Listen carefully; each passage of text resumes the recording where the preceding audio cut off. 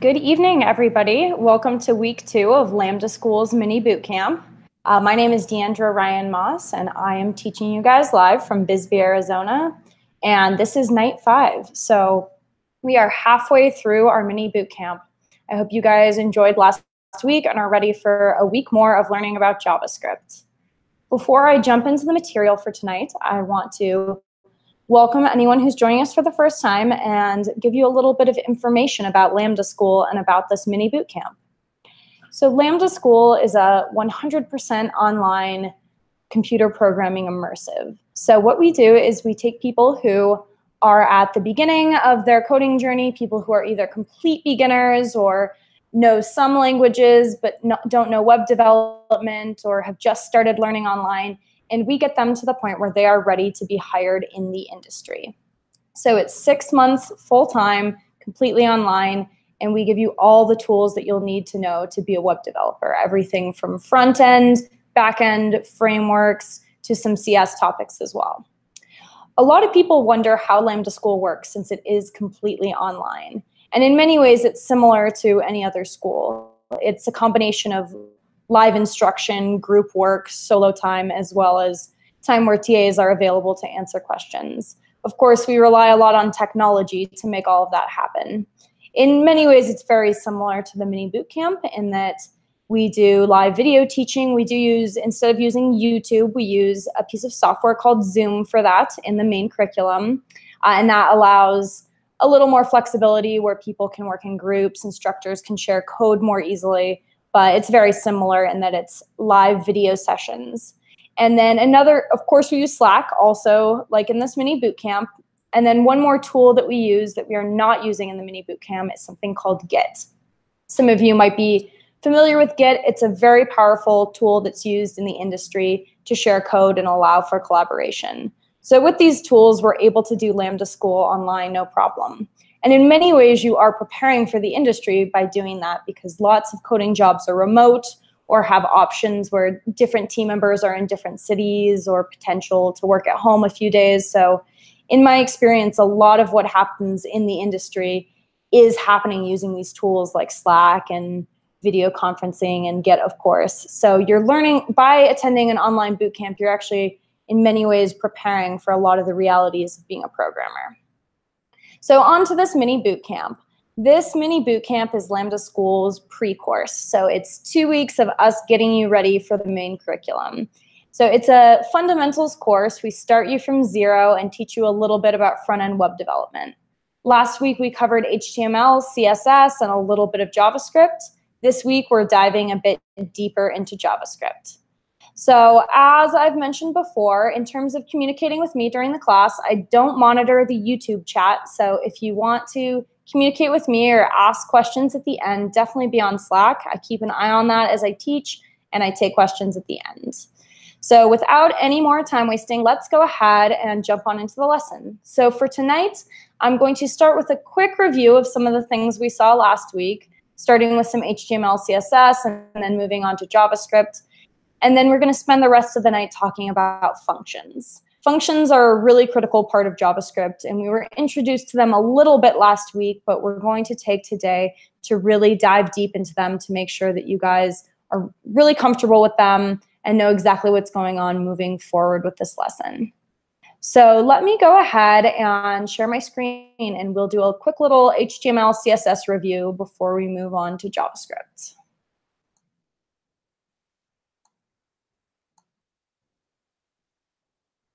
All right, so over here I have CodePen open. As we covered last week, CodePen is a HTML, CSS sandbox environment, which means that it's basically a shortcut for us. We're allowed to type the HTML and CSS directly into the environment, and it renders live on screen. Very useful tool for toying around and for learning and teaching. Okay. So let's go ahead and talk about what I have up here. So I've pre-populated this with a bit of HTML and CSS. We'll start with the HTML.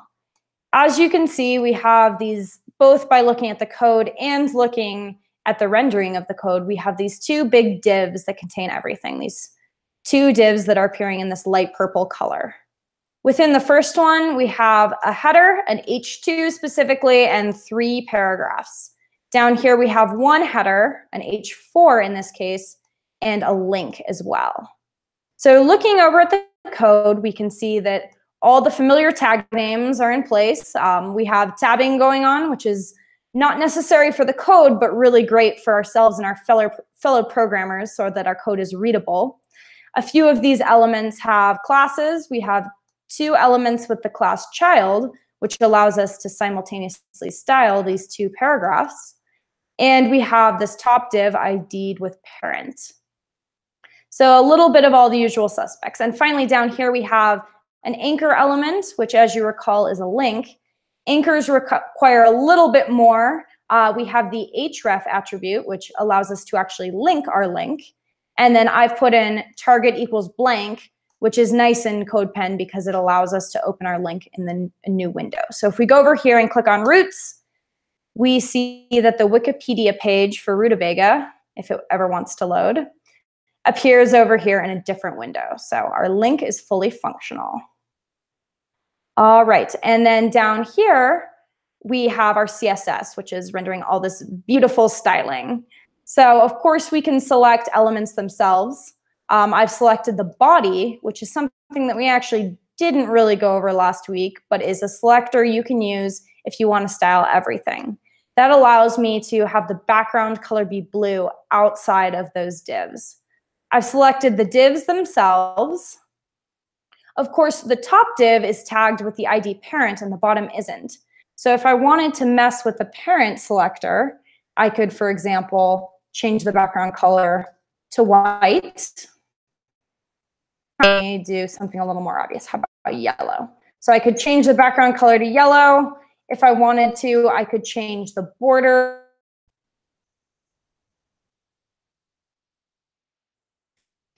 And we can see that this parent code overrides the div code. That's because the selector is an ID.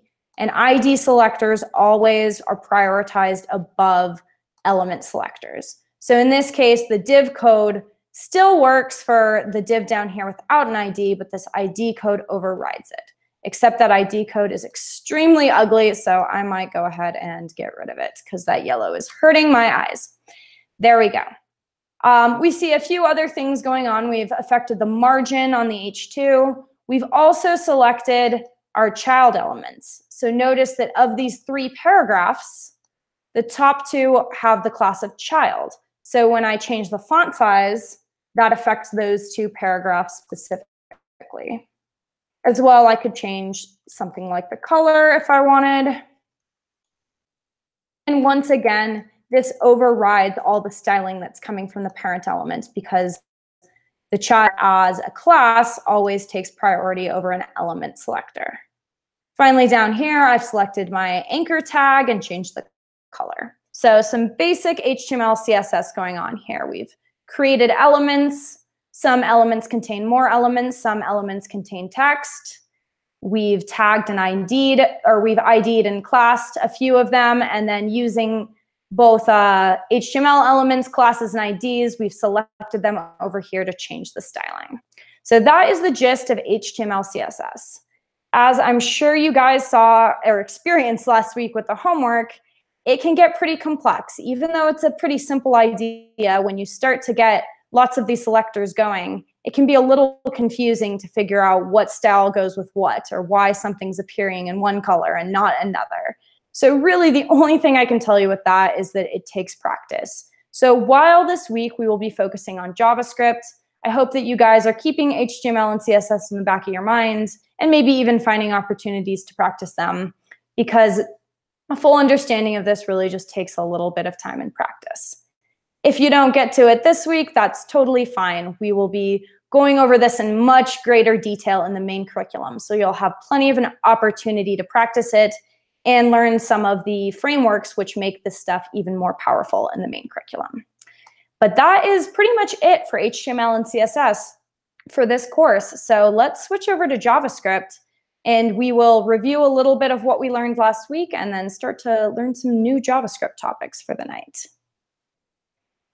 Oh, and I have one HTML CSS question in Slack that I'm just going to address right now. So Pooja, and I hope I pronounced that right, asked about what takes priority, a class or an ID.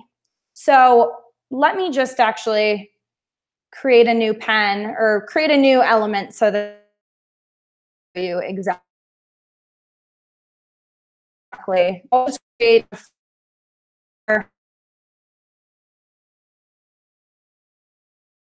I'll make expands. And we will give it an ID of really exciting ID 1, and a class of class 1. So just code. Let's let that reload. Uh-oh.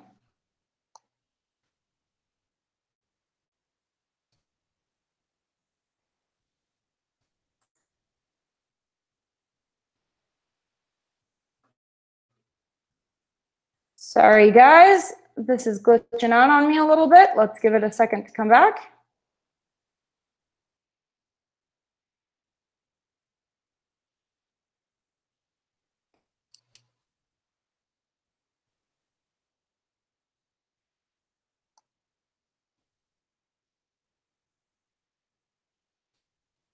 Hey, guys. I'm having trouble getting CodePen to load. I'm not sure if it's the internet or CodePen itself, but can you guys hear me all right?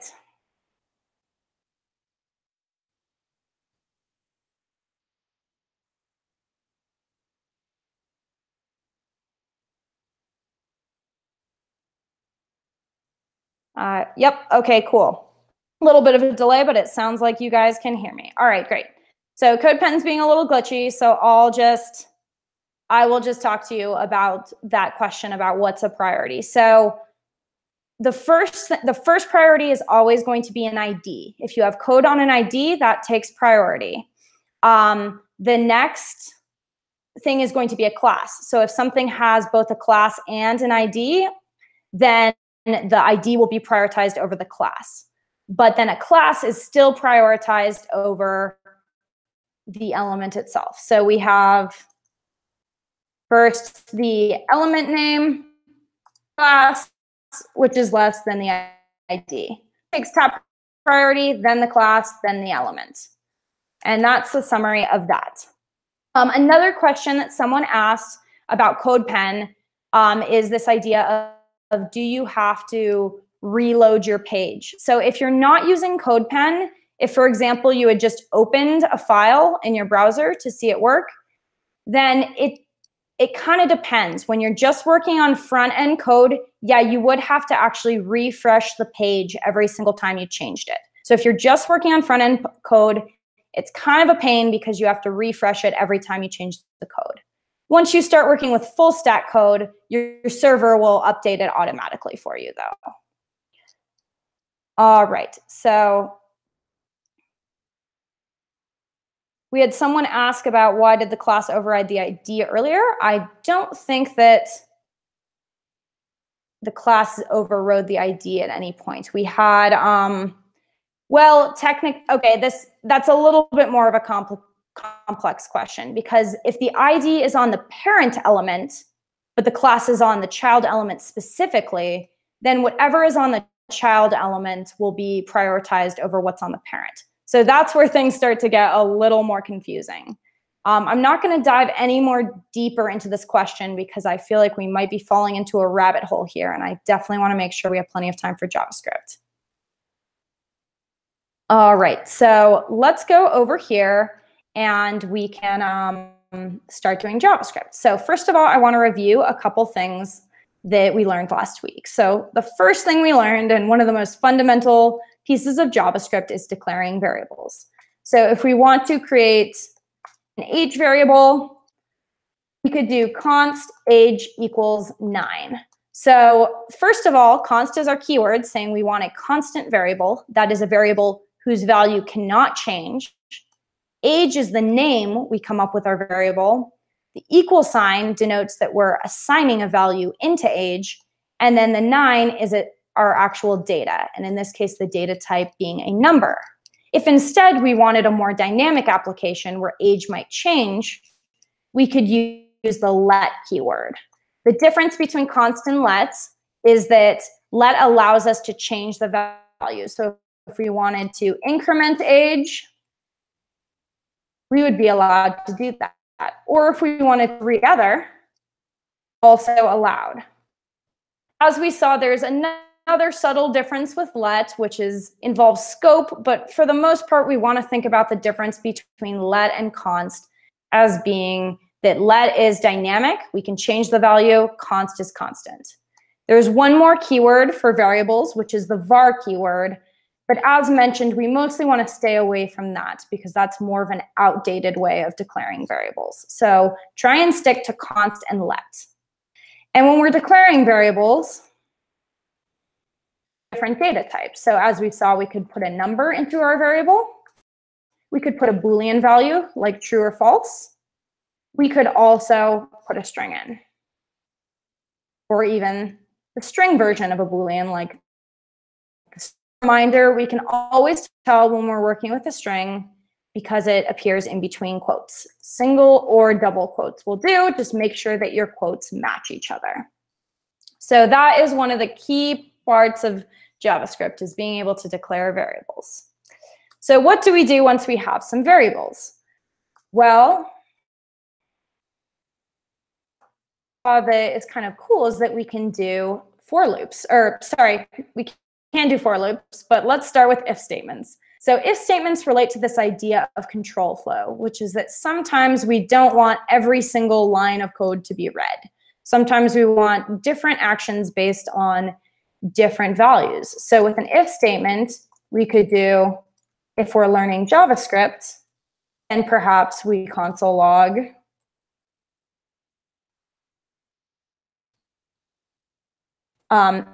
then perhaps we console log, this class is great. If we're not, we could console log, I'm confused. Okay, when we run, we see that right now learning JavaScript is set to true. So we get the log statement, this class is great. For the else statement, we would get I'm confused, and that triggers if our Boolean value is false. As we saw last week, up here can of course be a variable.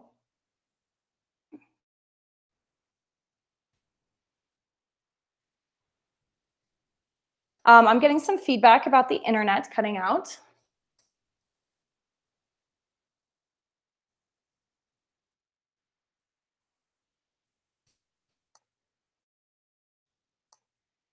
Let me close CodePen out and see if that helps. I'm not sure what else I can do because everything else seems to be normal. So all right, I will try that again. And I don't know why we're getting auto-completing right now because it's kind of being annoying. So let me get rid of that too. All right. Cool, so it sounds like not everyone is having issues. So hopefully most of you guys can hear me all right. Okay, so back to the if statement. We see that if learning.js is true or false, we'll get different code results. And of course, that to a Boolean, but as we saw last week, there's a lot of complex things that can be up here, such as comparisons, combinations of true and false using and or and not. So there's a lot of complexity that can go along in just determining if our if statement triggers or not. Another example of control flow is for loops.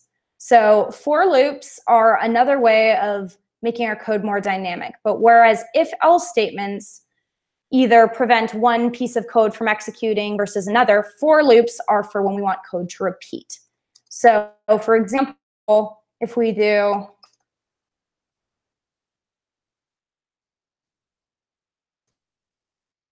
and then we just console log our I, not you. Then we can count up to 10, or in this case, up to 9, because we generally start at 0 and then we stop before we hit 10. So our for loops have three different conditions that determine how they run. A starting value, such as I equals 0, a stopping point in this, or more a continuation point. So this says continue as long as I is less than 10. And then what do we do with I each time? In this case, we're saying increment I by 1. So in this way, we have this console log run not 1, but 10 times, running through the loop up until we hit our quit condition. Using just these conditions, as you probably saw in the homework, you can create a lot of dynamic behavior. You can count up, you can count down, you can, skip numbers if you want to change what this is. You can also add continues and breaks in here if you want to perhaps skip a certain iteration or break off the entire loop at some point.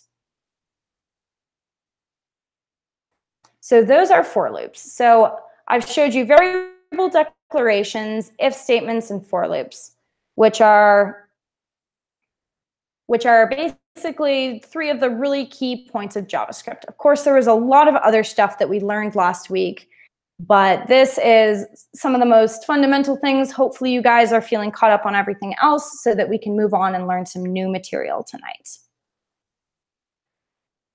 All right, so let's talk about functions. That's really the big topic of tonight. And we did talk a little bit about functions last week, so I'll go ahead and review for you guys what we learned then.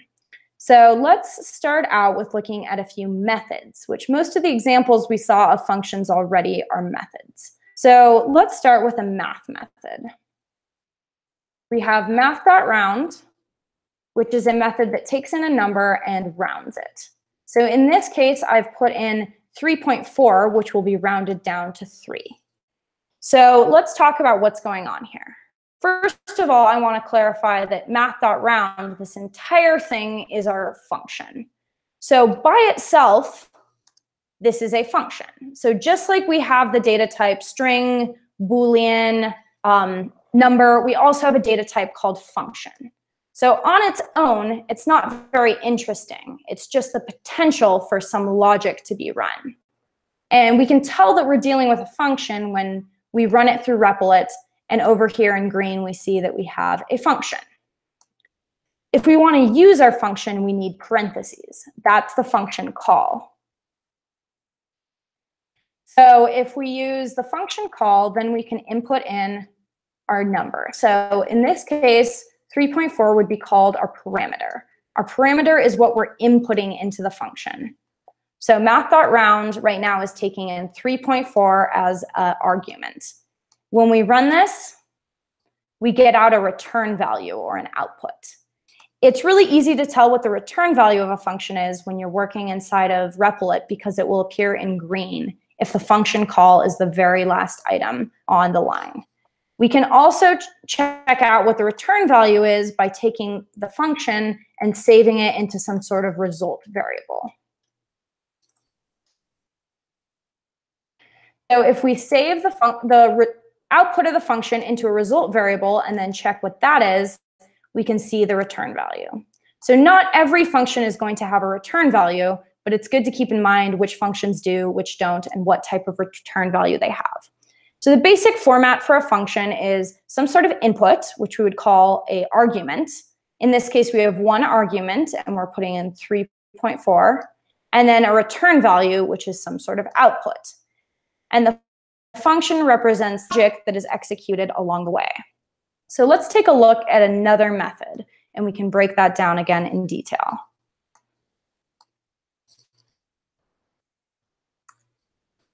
All right. So let's look at a string method. So I know we didn't really go over these too much last week, but some of you might have seen this in the stretch problems in the homework. So strings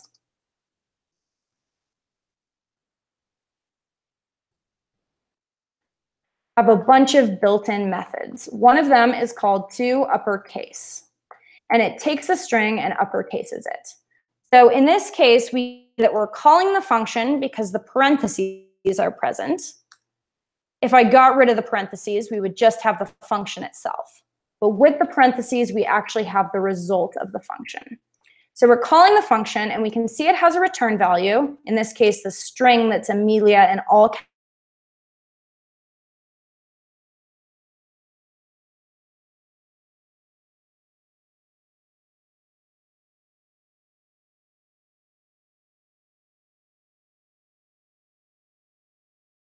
course, that is sort of working as the input for this. It's not actually an argument that's being passed in, but it relates to the method. We're using the actual value of the name to determine what the output of two uppercase is. So there's no input or argument in this case, but there's still a return value, which is a string that's the capitalized version of Amelia. So if we change this over here to say, that would affect uppercase output. And then finally, I want to show you one more string method called slice. And this just slices. So in this case, if I enter in 2, what I'm saying is slice off a piece of this string starting at the character in index 2. So up here, we are slicing off we slice off the first 2 items and we're left with everything else. And in this case, the method is definitely using the name over here that we're calling it on, but it's also using our input, our argument of 2, to determine how it behaves. So if we change that value, we'll get a different return value.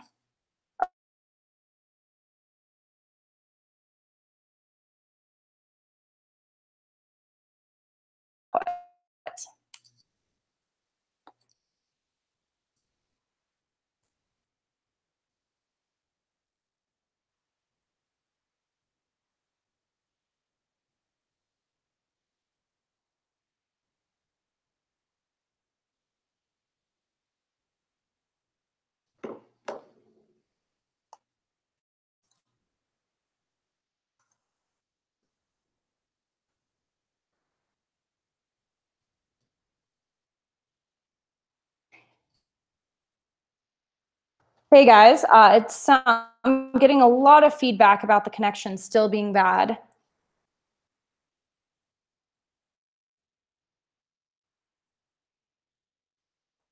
What else I can do?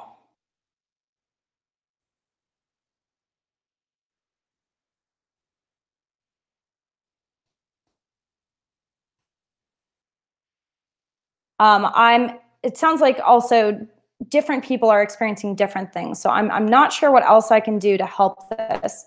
I am using Wi-Fi, so I will look into getting a cable and hardwiring since it seems like we're having problems intermittently. But for tonight, I'm just going to keep on. That's about all I can do. And hopefully things clear up. So if people are bailing, I apologize. I'm doing my best over here, but I'm going to keep going and see if this clears up at all. And thanks for continuing to give me some feedback. It's still a little scrappy on YouTube when it's cutting in and out, but yeah, you will be able to watch later and that might be better. So thanks for bearing with me.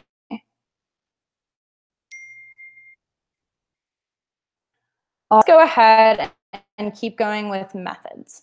So we were talking over here about an example of functions called methods. And methods are these built-in functions on different variable types. We saw that there are some built-in ones on the math object. If you create a new string, you can also use built-in methods on them as well. All right, I'm getting some feedback to reboot my Wi-Fi. So I will go ahead and stop the broadcast for just a second and try that out to see if it works. So please bear with me, and then we'll talk more about functions.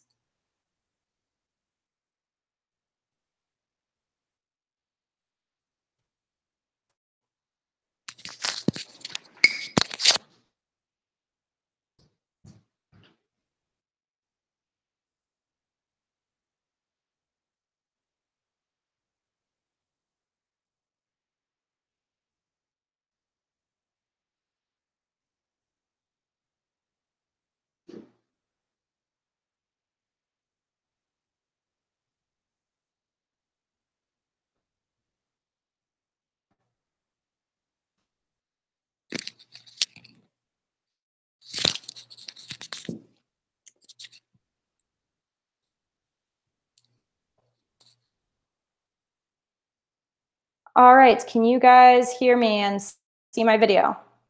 I've rebooted the modem.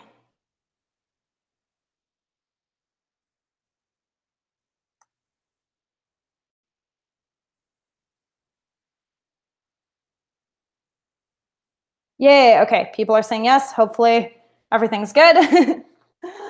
Lots of yeses, wonderful. Thank you so much for all the patience, the joys of online teaching. I guess worst case scenario, you'll all just have to come to Bisbee and we can do a lesson in my living room, which would be definitely not fit 100 people. So let's not do that. Okay, so we were talking about methods, which are types of functions. So far, you've mostly seen functions in the form of methods. I'll try and do a quick little recap since I know the last little bit was choppy. So methods are functions that are built in on different objects or data types. So we have things that are built in like the math.round function, which we can use to round numbers. As we know, there are other built-in methods that will help us do different numerical values, things like floor and ceiling that we played with last week. We also have methods that are built in on data types, like string methods. So when I create this string variable called name, I can call something like slice on it, which slices off a piece of it. I could also call something like toUpper, which creates an uppercase version. So methods have a return value, which is what we're seeing in green over here. That's the output. They also have arguments, which are the input. In this case, there's no input, but when we saw slice, there was an input, an argument that determined how much are we slicing. As well, these methods can sometimes affect values such as the variable that they're being called on. So of course, the toUpperCase method is going to be dependent on what is the value of the name variable it's being called upon. All right, so next let's look at some run-of-the-mill functions. So methods are kind of a specific example of functions, but functions themselves can be something more general. So I'm going to write a really simple function called log, and then we'll break down exactly what's going on here.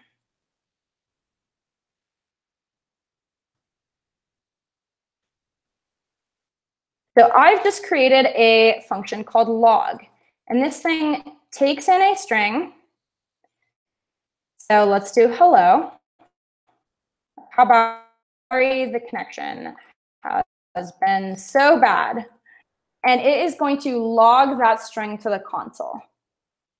So we see that log does not have a return value. In this case, the value in green is undefined. That means nothing is being returned.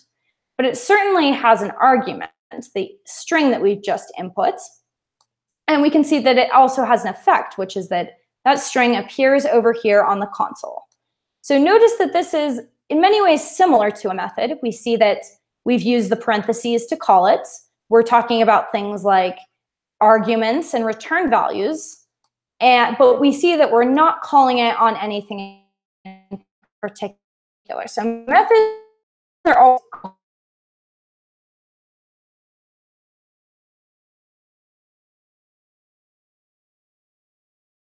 kind of stands alone. We just call the function name. So we would say that a method is a function, but not all functions are methods. So for example, this log function is not a method, whereas math.round is a function and it's a method as well. So the easiest way to tell what a method is there's always some sort of thing dot the method name, whereas regular functions just stand alone. Here. So notice that I actually wrote this function myself. So when we're writing functions, there's a few different ways to syntactically approach them.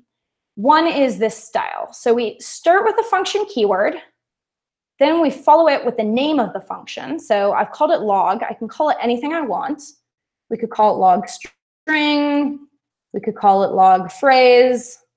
Whatever it is, I can make up. So I'm calling this one log. Then over here, we of course have string, which is the input value. And so this brings me to a gray issue, which is something that I see has been asked about in Slack, which is what is an argument versus a parameter? So let's type that out for you actually, because this is a point of confusion for a lot of people. So both refer to input values. So a parameter is generally what goes in the function. An arg is specifically what goes in a function call. So what do I mean here? Well, when we look at the actual function over here, we see that I've defined my parameter, which is a string. I'm saying in the general sense, we want a string to go into this function. So you would say that the parameter is a string. But down here, when we called the function, we're dealing with an argument. So our argument is this specific string. So we know in the general sense that a string goes into the log function. That would be our parameter. But in each case of each function call, the argument is going to be different.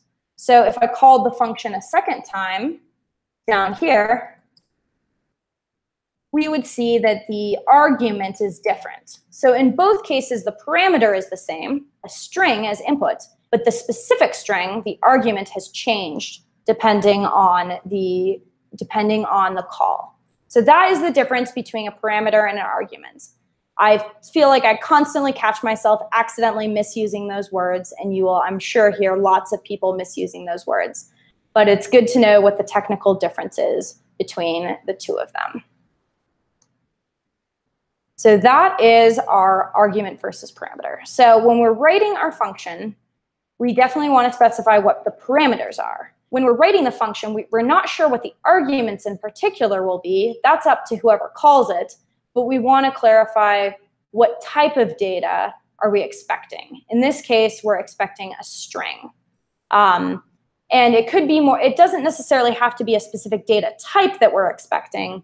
It could be a name, for example. If this thing were all about logging names, it could be a string version of a name that we're expecting. So the parameters can be pretty specific. And we usually try to specify what we're expecting as our input using both the name that we give our parameter, so in this case, the name is name, which is a little confusing, and also in our code comment. So we might write up here, log name expects one parameter, a name.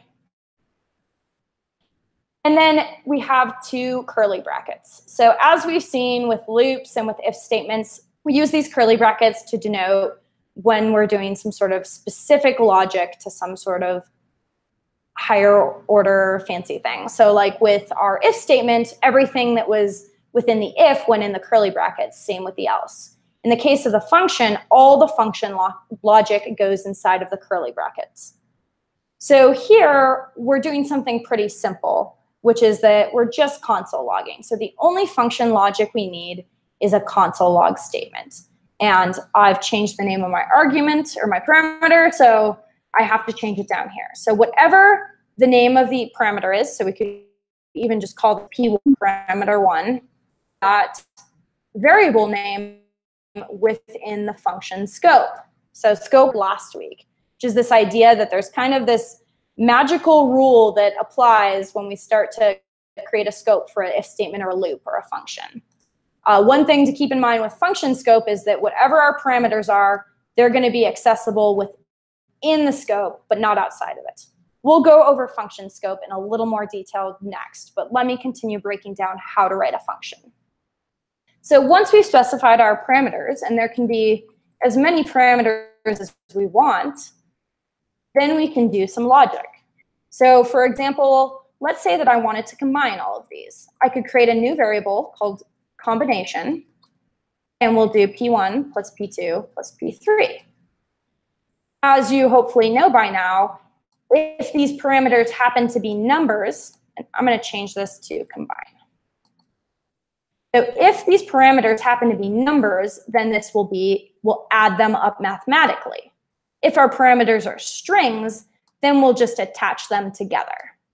So we create a combination, and then let's go ahead and return that combination.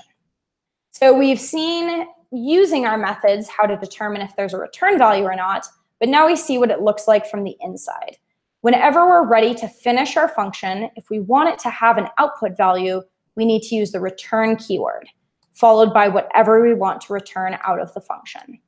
So right now we're taking in 3 parameters, P1, P2, and P3. We're not being too specific about what these things are. We combine them together, save them into a new variable, and then we return out that variable. We could save time and just make this into one line, not totally two. But for now, I'll just keep it as 2 lines to keep it a little more clear. So let's see how combine works in practice. I'm going to start with a couple of numbers when I call it. So now that I'm calling the function, we can see that I'm using not parameters, but arguments. My arguments are 1, 3, and 5. And when I run this, I see that my return value is the combination of the 3. Now instead, I'm going to this to some strings.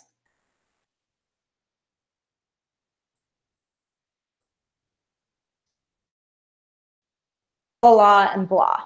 So if I want to combine those strings, we see that the result is those all smashed together into la, la, la, la, la, blah. So there you have it. We have written a function.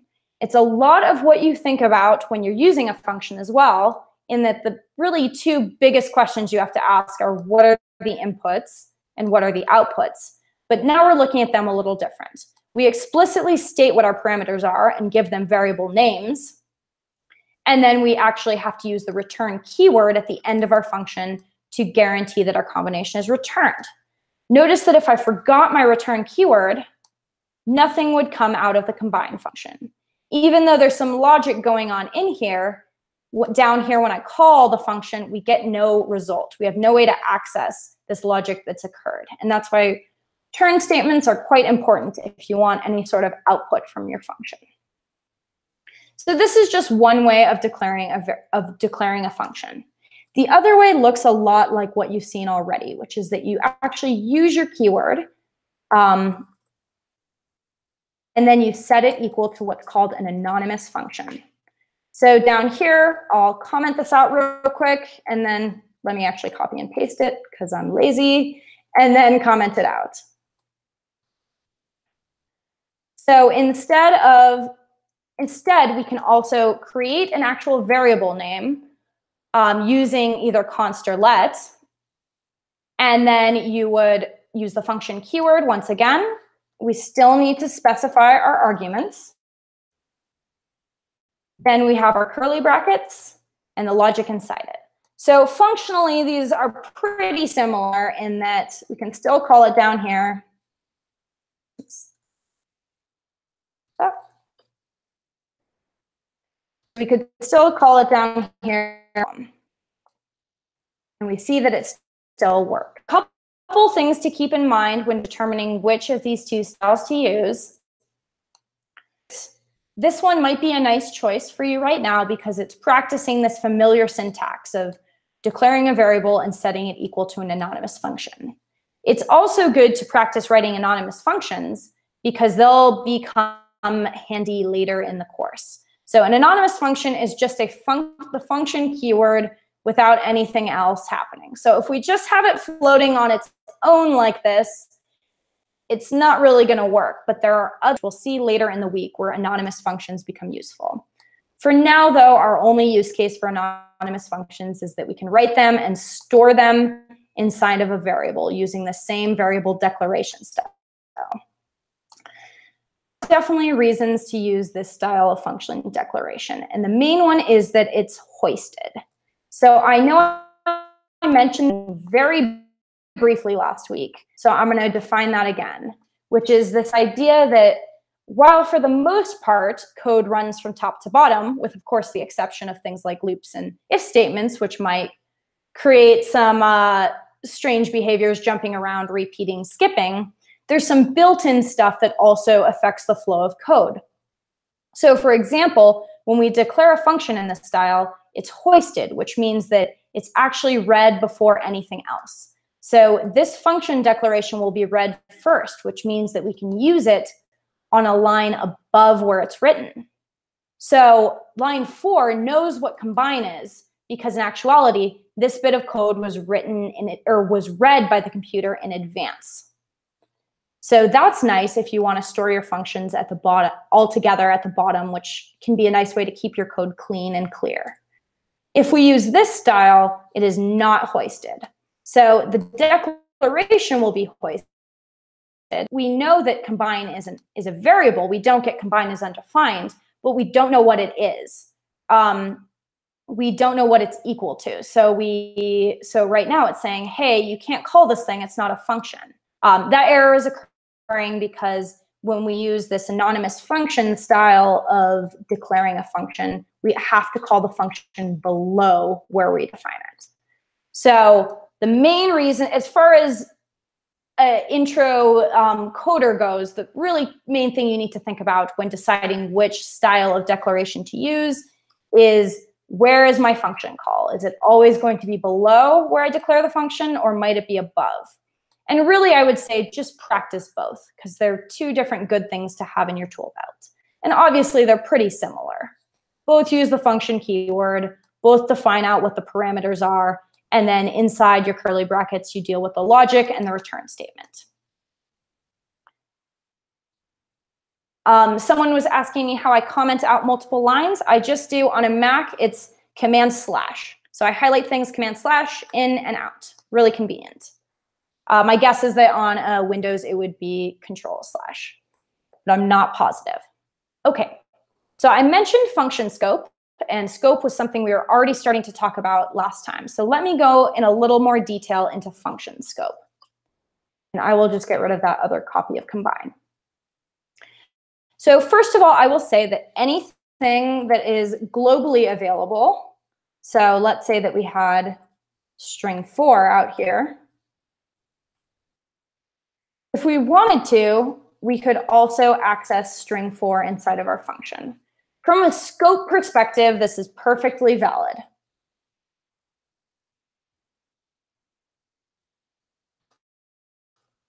Input it in our 3 arguments, come, hi, and hello. Those would be all combined together, including the string 4, because we're using that global variable inside of our function scope. So from a scope perspective, this is legal, but honestly, I would not encourage this. There's a type of programming called functional programming, which is explicitly against this kind of thing. It says whatever's in the scope should stay in the scope. It's really up to you. If you're using a global variable inside of your function, just be careful, because sometimes that variable might be altered by another piece of code. So you have to be careful when using global variables inside of functions, because if you're not careful, chaotic things can occur. But from a scope perspective, totally legal. As you might imagine, the opposite is not true. If I tried to console log the variable combination down here, I would get combination is not defined.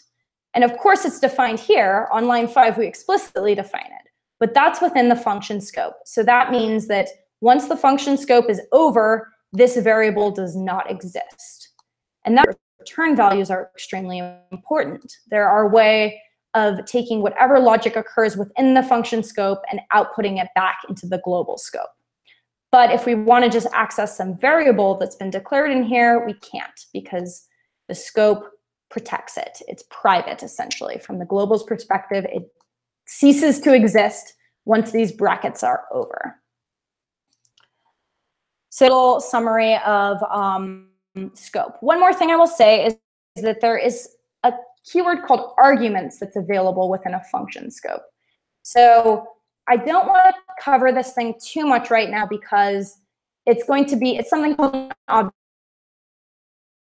This keyword that is available in scope that lets you know what has been input. That can be useful when writing functions, but is a little more of an advanced topic. So just wanted to briefly mention it, but we won't worry about using it just yet. So that is all I have to say about scope. The last thing I want to mention with functions is the return value. So of course, I've already kind of explained what the return value is, but we haven't really the nuances of the return value. So I'm going to clear the air here and talk about some things with return values. First of all, as mentioned, sometimes we don't have a return value. So with the built-in method of console.log, you can see that there's no return value. The green is undefined, which means that though this thing does have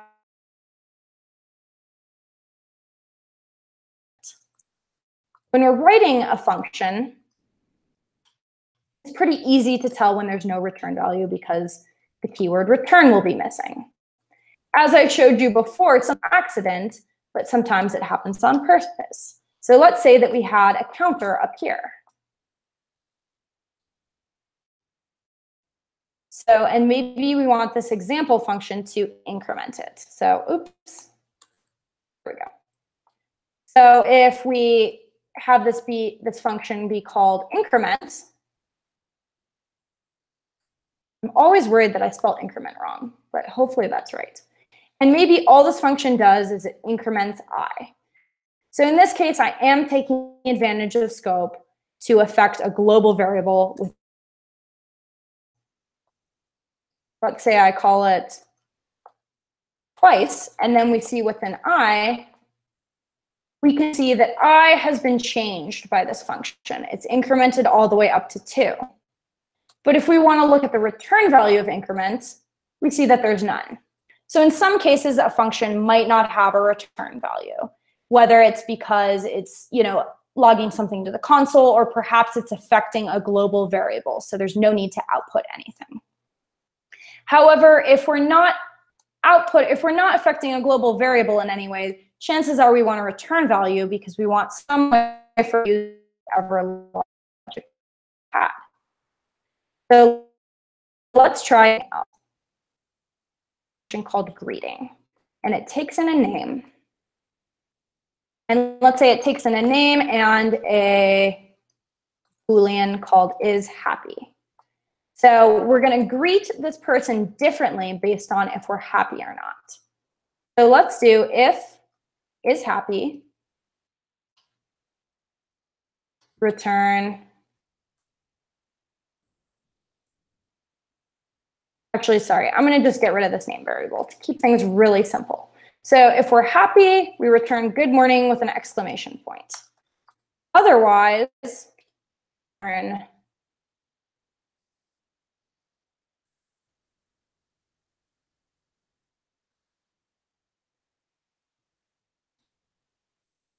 oops.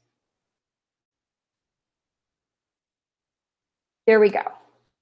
Return statements. So let's take a look at this thing.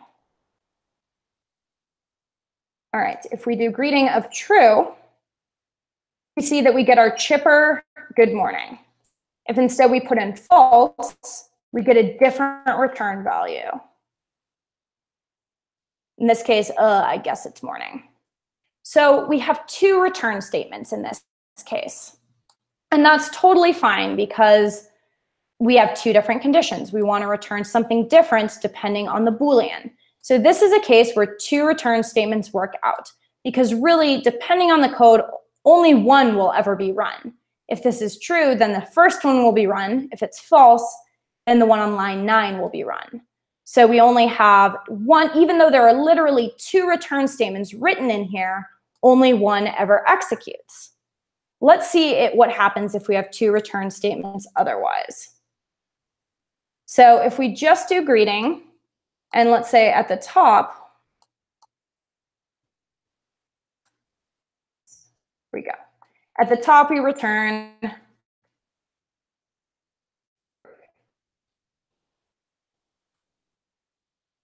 and then maybe down here on the next line, we return. So which one of these return statements are going to run? It really can't be both because we only can have one output from a function.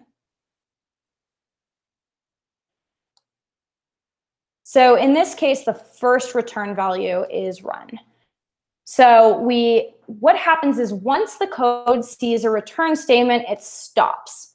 So if we have a ton of logic down here,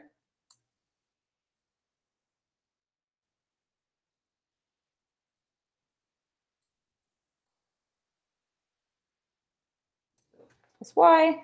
So in this case, I've now added a ton of logic underneath the return statement. These lines of code will never run. So once we hit a return statement, the function is done. It skips everything afterwards.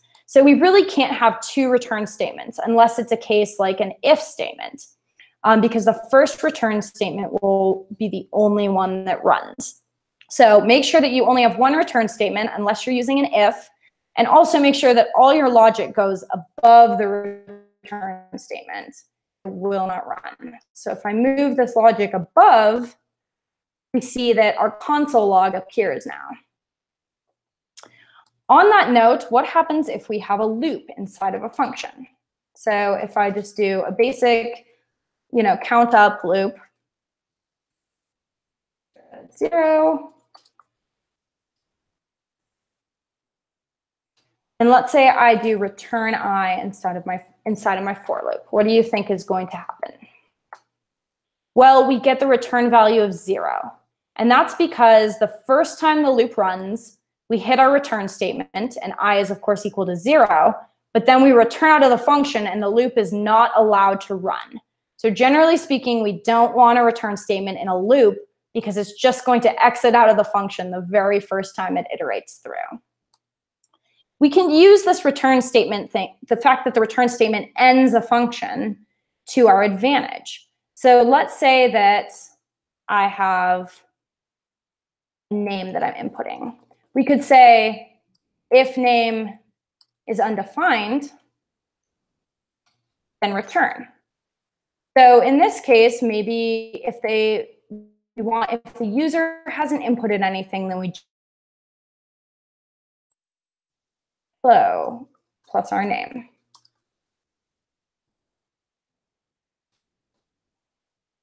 Now when we call greeting without an input, we don't get a return value. So we've just used return kind of like our keyword break to say, let's just quit out of the function right here. But otherwise, we would want to actually return a value. So if we do show, hit an output. So this is both an example of having multiple return statements and how sometimes we use a return statement on its own to just say, hey, let's quit out of the function at this point. Also, a little note about truthiness is that up here I said if name is undefined, but because of truthiness, I could have said if there is no name, then return.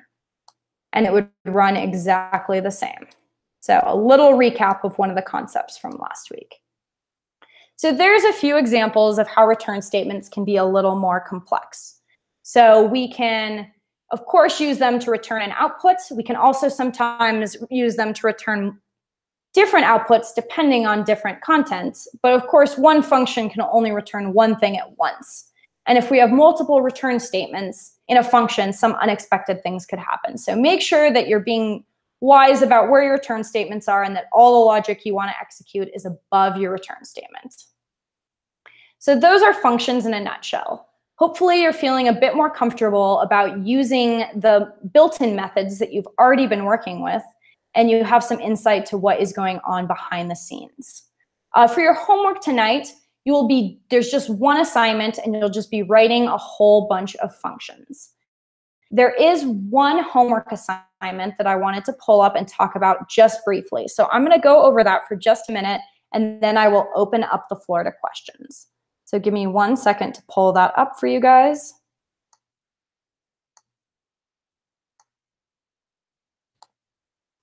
All right, here you go. So here is one of the functions that you will have to write for tonight. First of all, I just wanted to show you that up here, you're going to have a little description of what the function does, what is the input, what is the output, and then it's up to you to actually write the logic inside of it. So your homework will look like a bunch of problems like this. I did want to talk about this one specifically because it's kind of interesting. So what we're doing is we're creating a function called getHTMLTag. It's going to take in a tag name, like for example, div. So in this case, tag name is our parameter. Generally speaking, it takes in a tag name. In this example, the argument is the string div. So we put in a string containing a tag name, and then it should output a string that looks like HTML code with an opening and a closing tag. So the reason I wanted to talk about this example in particular is to clarify something, which is that what you're writing here is definitely JavaScript. You're using JavaScript functions. You'll be writing it in Replit. You're using strings, you're outputting strings. This is JavaScript. But it's JavaScript that's designed to represent HTML. So conceptually, we're thinking about HTML, and you're, of course, using your knowledge of HTML to write this JavaScript code, but you're not actually writing any HTML code. And this is an important distinction because this is something really critical that happens all the time, which is that sometimes a language mocks out another language. In this case, JavaScript is sort of mocking out HTML. And that's a really critical piece of why JavaScript and how JavaScript plays into web development. So you'll see examples like this all week where you're writing JavaScript code, but it's mocking out something like HTML or maybe CSS. And that's a really important skill to start to get used to and a really important way of thinking, because when you actually start writing web apps, that's exactly what happens. You use JavaScript to mock out things like HTML and CSS so that you can use JavaScript to change HTML and CSS. What we have in the homework is a much simpler version of that, but I just wanted to talk about it for a minute. So that is it for the lesson. I apologize for all the technical difficulties. I hope that for the most part, you guys were able to follow along and get what you needed to. And if not, the video will be available live. And now it is question time. So I've seen a few floating around, and ask the rest of your questions. So I will start with one that was asked about 5 minutes ago, which is, why is the backslash showing up in the return value? So that is just a replit thing. You're right that, let me bring that example back up again. So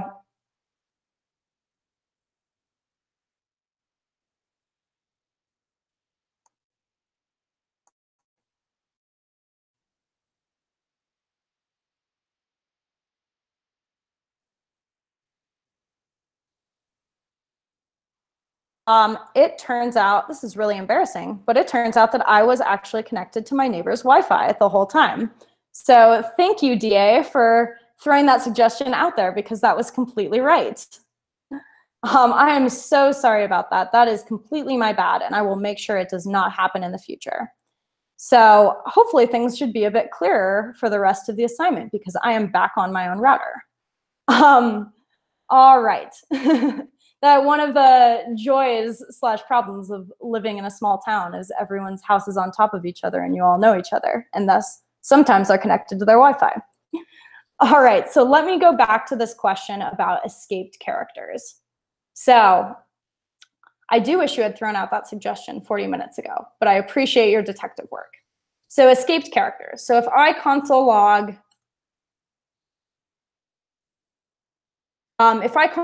something that I want to be in quotes, I need to actually escape out the quotes so that JavaScript knows these are supposed to be quotes, not, here. I don't know why that other hate is there. So I'm telling JavaScript, these are quotes. And if I let me just do the string version instead of console logging, actually. So notice that this is the string containing double quotes containing the word hey. So replit puts the single quotes up to say we're dealing with a string, and then puts the double quotes up to say the string contains the quotes, which contains hey. If I did single quotes, I would have to do the same thing. In this case, though, replit will show the backslash just to clarify for visual sake, these are escaped out. So this is just replit's way of clarifying this is a string and these are escaped. So it's kind of confusing, but in this case, even though they're appearing on screen, the slashes aren't actually part of the string. It's just one of the ways that replit renders single quotes. So yeah. Okay, so that is one question. Anyone else have any other questions?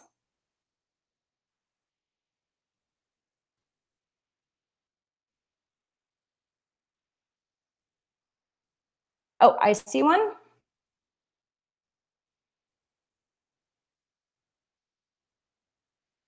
So, okay, that's an interesting question. James is asking about once you become a developer, once you're creating web apps or websites or mobile apps or whatever, can you use YouTube as an introduction point for a project for potential clients? So great question. I mean, you're welcome, whatever your team chooses to do, you're welcome to do. The only experience I personally have of using videos is that my team, when I was in a coding bootcamp, my team actually created a video showcasing an app that we built together in coding school, and we linked that video into our GitHub account, and our when we submitted resumes, there was a link to that. So we did actually use a video that demoed our app as something as part of our hiring process, because as we know, people love videos.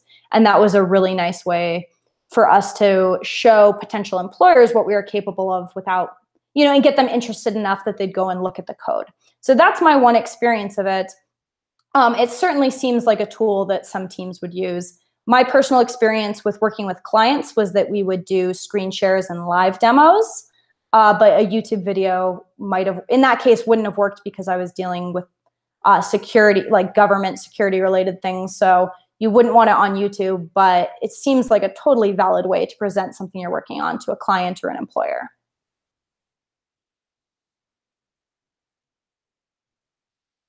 All right, so we have, George asked a follow-up question of that last example I did about sorry, I'm trying to get that code back. There we go. So I brought up this idea of JavaScript mocking out HTML. So I'm not sure how to clarify this too much more without falling down a very deep rabbit hole, but I will say this. So let's say that you go to a web page, and actually I can probably show you an example. So let me pull up Lambda School. So when I hover over these, a new menu appears. And as we've talked about, that's JavaScript behind the scenes, right? So JavaScript, but it's also HTML because a new HTML element has appeared each time I hover. So how does that work? Well, behind the scenes, what happens is that using JavaScript, we're actually selecting we actually use JavaScript to manipulate the HTML elements to say, hey, when I hover over this, then let's change this HTML element so it's now visible on the screen. Same over here. And of course, that also involves CSS, because whether something is visible or not is actually a CSS component. So I know that's probably still an unsatisfying answer because this is a really big topic. But what's happening behind the scenes is we're using the flexibility of JavaScript to actually change what our HTML and CSS are doing. Same thing that happens when an element might appear or disappear on screen, when something moves around, when something changes color. Oftentimes it's JavaScript behind the scenes, but it's working with the HTML. So as it were, that's not a very satisfying answer. And it turns out that a lot of what you'll be doing in the main curriculum in the front end section is actually learning what does that really look like in practice. So for now, all that means is that you'll be creating strings that look like HTML code, but this of course isn't really HTML code. It's just a string in JavaScript.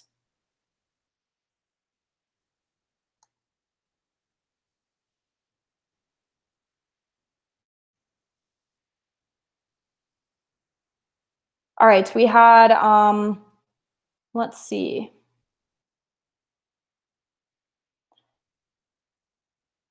So I have a question about placeholders in JavaScript, asking about replacing variable references for printing out purposes.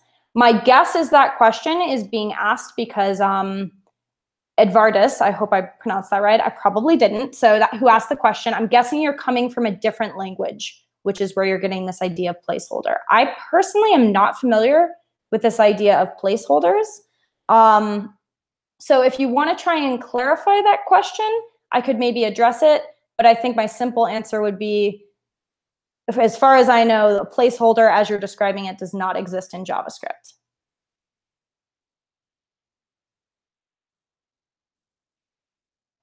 Okay, we have a little question about sandboxes versus writing something in Atom or Sublime. And so yes, there is definitely a difference. So if you take the code that was directly in your sandbox and you pasted it into Sublime Text and then tried to open it, it would not work. And let me try and pull up a code base so I can show you why.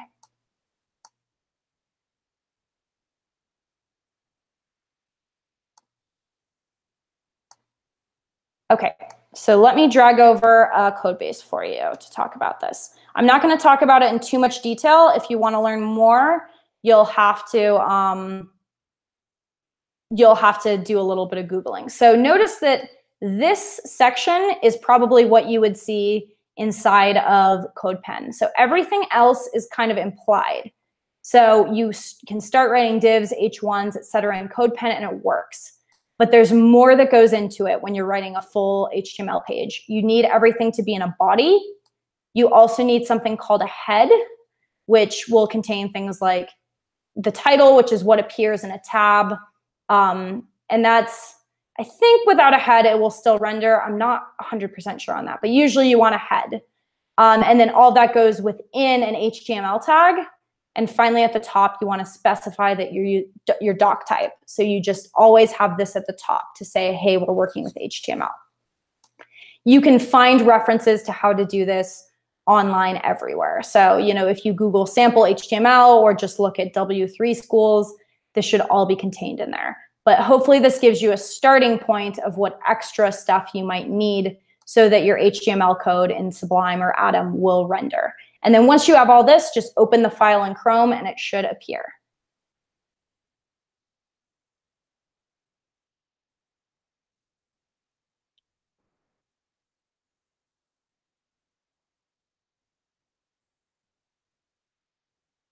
Okay, so it looks like, sorry, Claudia, for skipping your question. Just have a bunch popping up and it got accidentally shoved to the back. But so Claudia asked, what would be an example of how JavaScript will write HTML and how it will show up in Replit? So the most simple example would be as a string. So if we just created something called HTML string, we could write something that looks like HTML code, but it's actually a string. So that's the kind of stuff you'll be working with tonight, is creating a string version of what looks like HTML. So it's really just a string, which is a type of data in JavaScript, but it looks like HTML.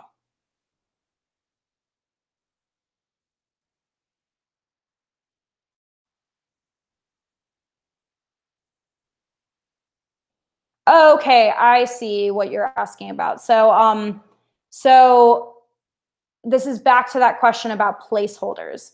So yes, what you're describing is interpolation. So let me actually just go ahead and copy over what you have in Slack so it's on the video.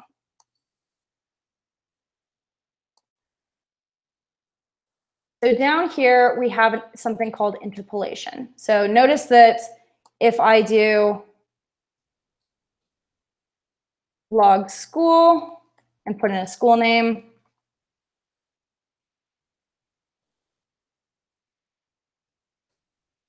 that it will print it out. So this is just another way of putting, another syntax of putting variable names inside of strings. So as we saw, we can put variables in strings using the plus sign. We can also do something called interpolation where we use, notice these aren't apostrophes, but they're the little dashes that are up in the corner of your keyboard. And then followed by a $sign, followed by the curly brackets, followed by the variable name. And this is basically saying stick these things inside of a string. I didn't introduce the syntax just to keep it simple, but it's a really useful way of introducing variables into a string. I would definitely recommend playing with this a little bit. You can once again use online resources to work with it. It looks like Claudia had a follow-up question, so I'm going to jump back. Hopefully that answers your question about placeholders. It looks like you have a nice example of how to do it. So let's go back to this. So we're not actually using the HTML anywhere in the homework. So we're not going to be doing anything as advanced as rendering HTML using JavaScript. That is something we can do, and it's something that if you attend the main curriculum or continue to pursue web development, you will eventually learn to do. But right now we're doing something really simple, which is we're just creating strings that look like HTML code. This won't actually cause any HTML code to appear on screen, though. That's slightly outside of the scope of this mini bootcamp.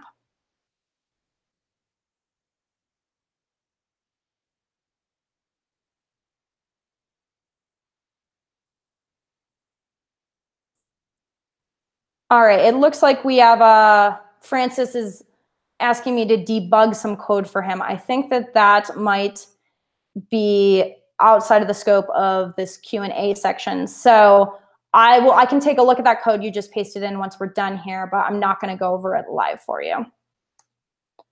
All right, any other questions before you move on to your homework?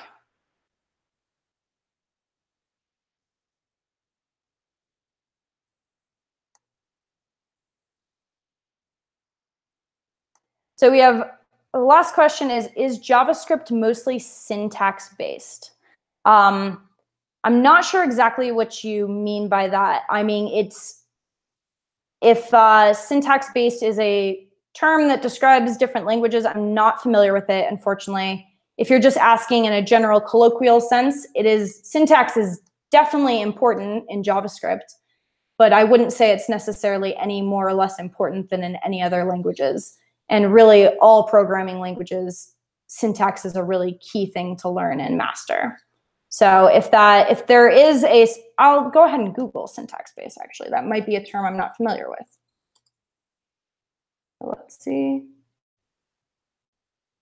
I'm not seeing anything, so. All right, I think I've answered that question then. Great. All right, I'm going to wrap that up for tonight so you have plenty of time to work on your functions that you'll be writing for the homework. All right, guys, that is our function episode. I truly apologize to you for all the technical difficulties. Completely my bad, but we figured that out, so it won't happen again in the future. Thank you for all the great questions, and thank you for being patient and sticking with me through the choppiness. Good luck with the homework tonight. As per usual, your project manager will send you the link for that, and you can start working on it. And I will look at that chunk of code that you need debugged in just a moment here. So that's it for tonight. We'll be doing more JavaScript the rest of this week. So I will see you guys tomorrow. Have a great night.